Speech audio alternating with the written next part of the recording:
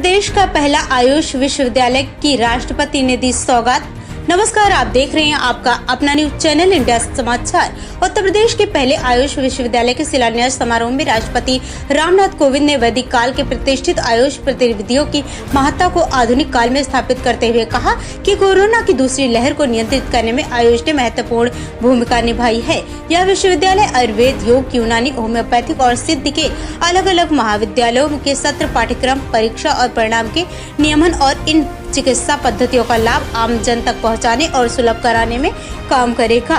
वहीं प्राचीन और परंपरागत चिकित्सा पद्धतियों के संरक्षण और संवर्धन की दिशा में उत्तर प्रदेश के मुख्यमंत्री योगी आदित्यनाथ की पहल पर स्थापित होने वाला यह विश्वविद्यालय परंपरागत चिकित्सा पद्धति में विकास में मील का पत्थर साबित करेगा। पूर्वांचल के लिए गौरव की बात यह होगी कि आयुष विश्वविद्यालय का नाम योग की तमाम विधाओं के प्रणेता महायोगी गोरखनाथ के नाम पर होगा। भटहट के पिपरी में महायोगी गुरु गोरखनाथ आयुष विश्वविद्यालय के शिलान्यास पर पहुंचे राष्ट्रपति रामनाथ कोविंद ने सबसे पहले वैदिक मंत्रोच्चार के बीच भूमि पूजन कर आधारशिला रखी। शास्त्र का अध्ययन करना ही पर्याप्त है, अन्य शास्त्र पढ़ने की आवश्यकता ही क्या है। देवियों और सज्जनों, भारतवर्ष विविधताओं में एकता का उत्तम उदाहरण। जो कुछ भी लोग उपयोगी है, कल्याणकारी है, सहज, उपलब्ध और सुगम है, उसे अपनाने में भारतवासी कभी संकोच नहीं करते। देश में विभिन्न प्रकार की चिकित्सा पद्धतियों का प्रचलन भी हमारी इसी सोच का परिणाम है। योग, आयुर्वेद और सिद्ध चिकित्सा विश्व को भारत की देन है। भगवान धन्वंतरी को जहाँ आयुर्वेद का जनक माना जाता है, वहीं ऋषि अगस्त्य को सिद्ध चिकित्सा के संस्थापक के रूप में भी जाना जाता है। भारत में यूनानी चिकित्सा पद्धति भी अनेक क्षेत्रों में खूब लोकप्रिय है। जिस तरह चरक और सुश्रुत को औषधि शास्त्र एवं शल्य चिकित्सा का प्रवर्तक माना जाता है, उसी तरह से यूनानी चिकित्सा पद्धति के प्रणेता हिप्पोक्रेटिस को पश्चिमी दुनिया में चिकित्सा शास्त्र का जनक कहा जाता है। आयुष चिकित्सा पद्धति आयुर्वेद को दुनिया की प्राचीनतम औषधीय चिकित्सा प्रणालियों में से एक माना जाता है। आयुर्वेदिक उपचार में मन, शरीर और आत्मा के बीच संतुलन बनाए रखते हुए समग्र स्वास्थ्य प्रबंधन पर ध्यान केंद्रित किया जाता है। आज इंटीग्रेटिव सिस्टम ऑफ मेडिसिन अर्थात समेकित चिकित्सा पद्धति का विचार पूरी दुनिया में मान्यता प्राप्त कर रहा है। अलग अलग चिकित्सा पद्धतियाँ एक दूसरे की पूरक प्रणाली के रूप में लोगों को आरोग्य प्रदान करने में सहायक हो रही है। राष्ट्रपति भवन में भी एलोपैथिक चिकित्सा क्लिनिक के साथ साथ आयुष आरोग्य केंद्र की सुविधा उपलब्ध है। हाल ही में राष्ट्रपति भवन परिसर में एक आरोग्य वन विकसित करने का काम शुरू कर दिया गया।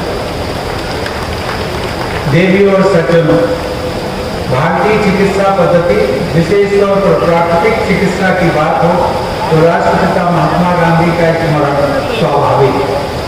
वे प्राकृतिक चिकित्सा के प्रबल पक्षधर, उसी का अनुसरण करते हुए उत्तर प्रदेश सरकार ने भी अपनी परंपरागत चिकित्सा पद्धतियों आयुर्वेद, योग, यूनानी, होम्योपैथी, सिद्धा,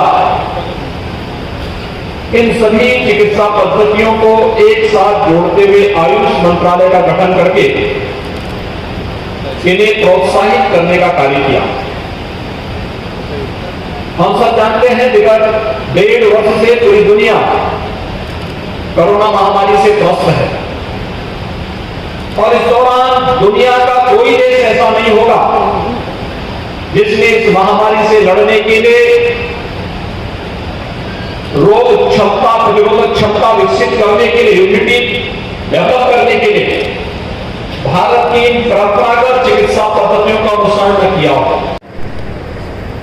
उनके पाठ्यक्रम में अंतर दिखाई देता था, लेकिन राज्य सरकार ने 2019 में आदरणीय प्रधानमंत्री जी के करकमलों से प्रदेश की राजधानी लखनऊ में सदैव अटल बिहारी वाजपेयी जी के नाम पर अटल मेडिकल यूनिवर्सिटी का शिलान्यास किया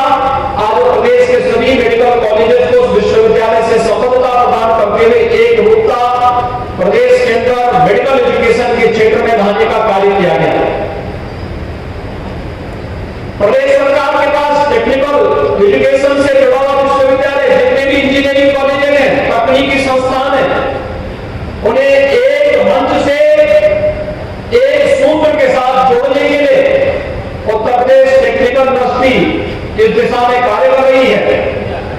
लेकिन हमारी चिकित्सा, परंपरागत चिकित्सा पद्धति के लिए कोई एक ऐसा मंच नहीं दिख रहा था, इसलिए उत्तर प्रदेश के अंदर आयुष विश्वविद्यालय बनाने का निर्णय लिया गया और आज यहां पर महायोगी भगवान गोरक्षनाथ की पावन धरती पर उन्हीं के नाम पर उत्तर प्रदेश का पहला आयुष विश्वविद्यालय महायोगी गुरु गोरखनाथ आयुष विश्वविद्यालय का शिलान्यास और भूमि पूजन का कार्यक्रम अभी माननीय राष्ट्रपति जी के कार्यक्रमों से संपन्न हुआ है।